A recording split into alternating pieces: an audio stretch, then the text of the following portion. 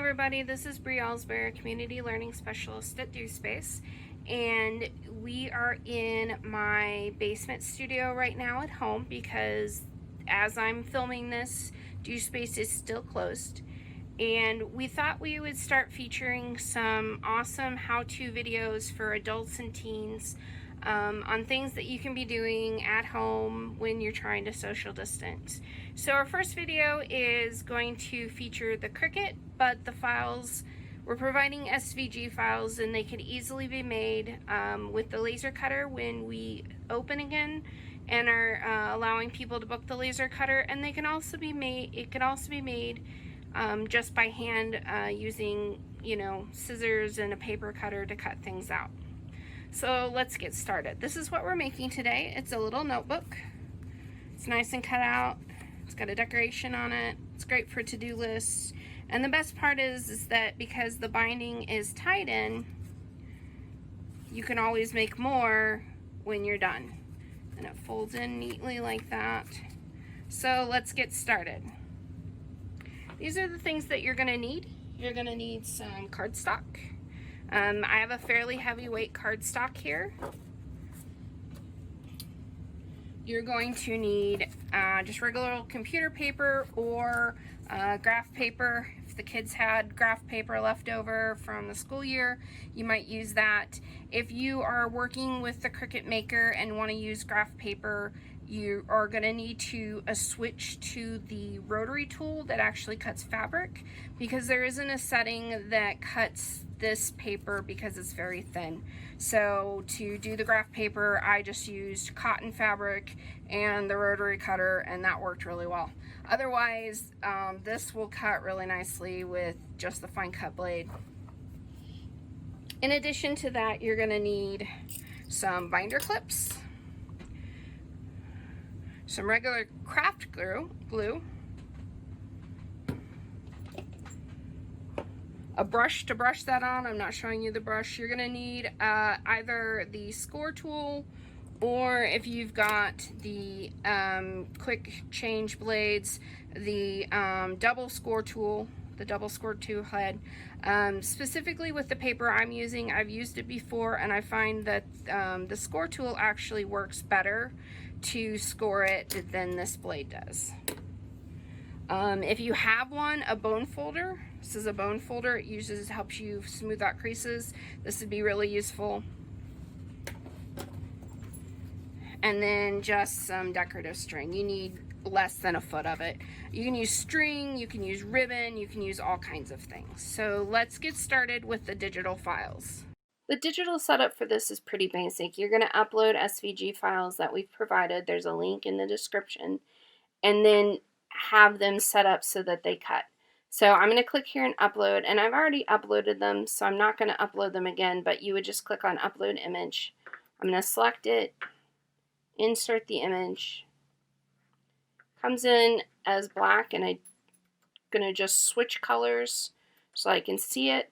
Because what I need to do is I actually need to set these lines to not cut, but to score instead.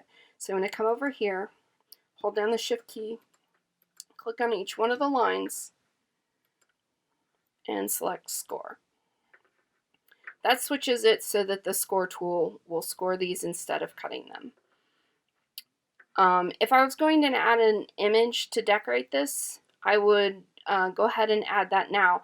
But I need to be aware that this is actually the bottom of the front cover, this top edge here. So what I would need to do is make sure that I rotated any image so that the top of the image was actually coming close to this score line right here. Once I've got it all set, what I need to do is attach it so that it will all cut at once. Come down and select it all, and then click attach, and then I'm ready to make it. I'm going to go ahead and use a 12 by 12 piece of cardstock. This thing barely fits on 12 by 12. It's sort of at the maximum limit, so you don't want to do anything smaller than that. Continue.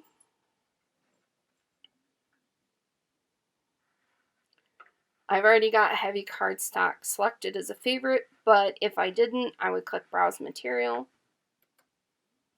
And then the other thing that I'm personally going to do is I'm going to edit my tools, and I'm going to click the scoring stylus. The reason why I'm doing that is because I've used this cardstock before, and I know that it's fairly thick. And even though the double scoring wheel is recommended, I don't feel like it does a good enough job, and the scoring stylus seems to do a slightly better job of it. If you've never used the material you're using before, I would leave it as the double scoring wheel and then go ahead and see what it does. Once I've got that all set, I'm ready to move to the Cricut machine and actually load the material. When I'm done loading the cover, I would do the exact same thing that I've done for the filler paper. The only change is that the filler paper, I'm going to add 4 at a time to fit on an 8.5 by 11 sheet of paper. Alright, now we're ready to actually cut it. So I've already got the scoring stylus loaded, and it's the fine point blade. I've smoothed my paper out on my Cricut mat so that I make sure it's nice and secure. I'm going to go ahead and load it and hit the double arrow.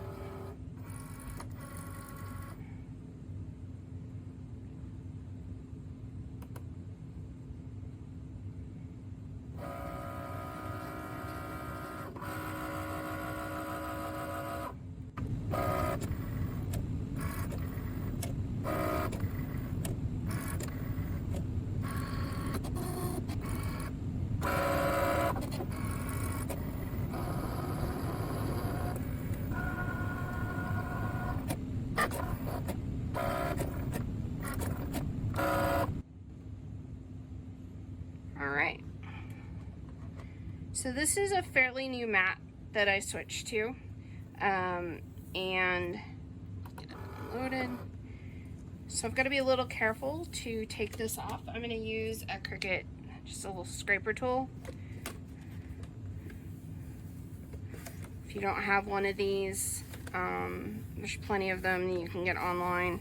And it is kind of curling a little bit. When you pull it off the mat, if it curls for you, just put it under a book for a day or so, and that will smooth it out.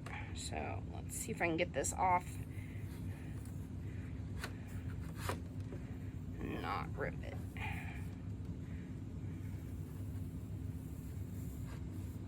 Yeah, it's curling a little bit.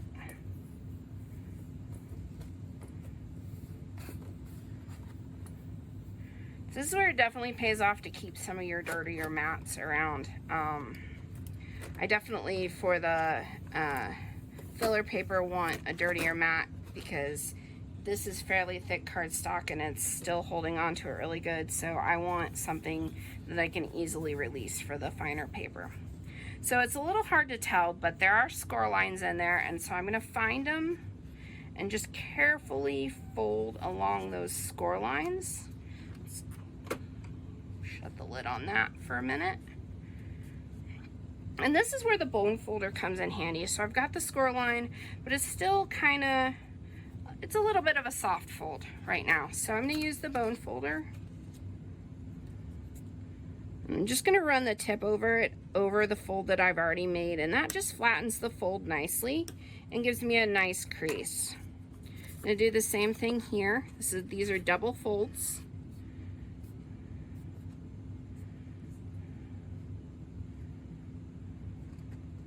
Just use my fingers to find it and kind of fold it, and then use the bone folder to kind of finish the crease off. Now I've got some really nice folds.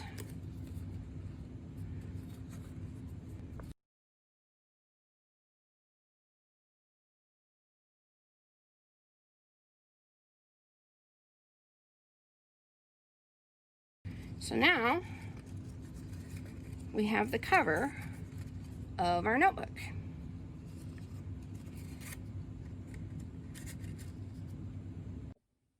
All right, once the cover's made, you switch to your filler paper and do exactly the same thing. So load it. This one only uses the regular blade. Hit the Cricut button.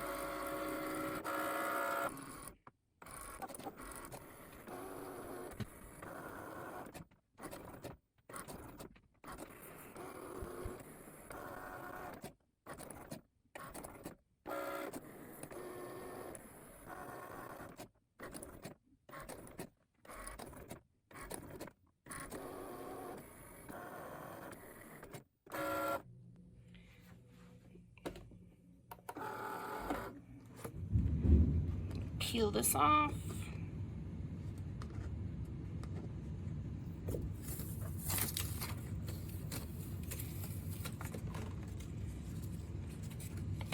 Now obviously this is coming off just a tiny bit. If you find that it's really tearing your paper, it may be that the paper is too thin for it to cut it with the fine point blade, and that you need to switch to a different blade or a different setting.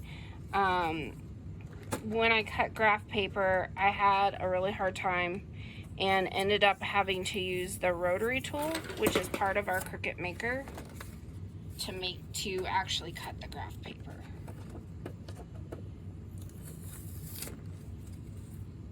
There we go. And you just continue cutting it until you've got enough strips. If your Cricut mat is newer than this one, your paper might curl a little bit. And in that case, what you're going to do is put it under a book for a day or so and let it flatten out. All right, this next step is optional. You certainly don't need to do it. You could go ahead and just take your filler paper and put your string through it. Put your string through the cover, put your string through there and tie it, and that would be good. But when I was playing with the prototype I made, I noticed that the paper was actually kind of hard to write on because it was still loose. So what we're gonna do is we're gonna do a quick and easy perfect bind to keep the paper together a little better. So what I'm gonna do is I'm gonna take 2 binder clips and put one on each side.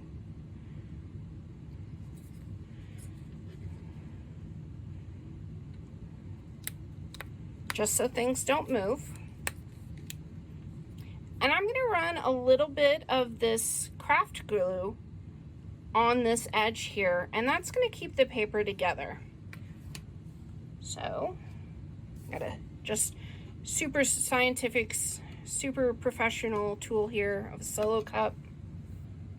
Got my craft glue. Doesn't have to be this specific craft glue. It's certainly just regular old Elmer's will work. This is just what I had. I'm gonna put a tiny dollop in the solo cup. Slightly more than a tiny dollop. And then I've just got an old cheap paintbrush that I've used to glue other things. And you don't need a lot of glue. Like, I'm not putting a giant bead of glue in. I'm kind of running it down just so that I have a little bit of glue in there. And I'm just gonna run that right along the edge.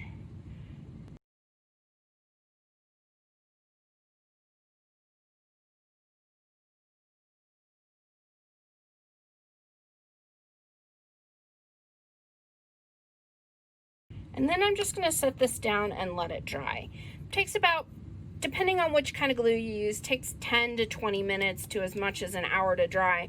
But once you've got it dried, it will stick together. So we switched to my prototype here, and I'll show you what the perfect bound did. So, got this, it's perfect bound. Pages aren't really jostling. I can easily just carefully tear one off. And this craft glue is particularly nice because it's sort of rubbery. So, done with that. Then to assemble, what you're gonna do is you're going to take a length of string, about 8 to 12 inches. You don't really need longer than that. You're gonna run it through the 2 holes in the back, just like this. Flip it up, just like that, until it comes in.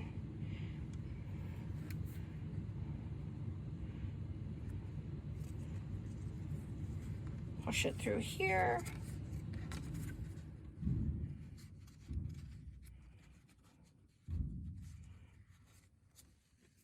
Push it through here.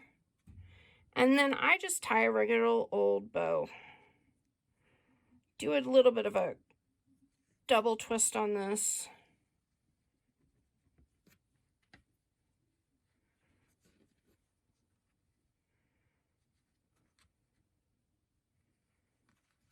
There we go.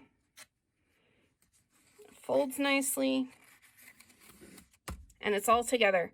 And now when I finish my to-do list for the day, I can rip it off and start the next one. And when I'm completely done with that pad, it's easy to just make it again on the Cricut.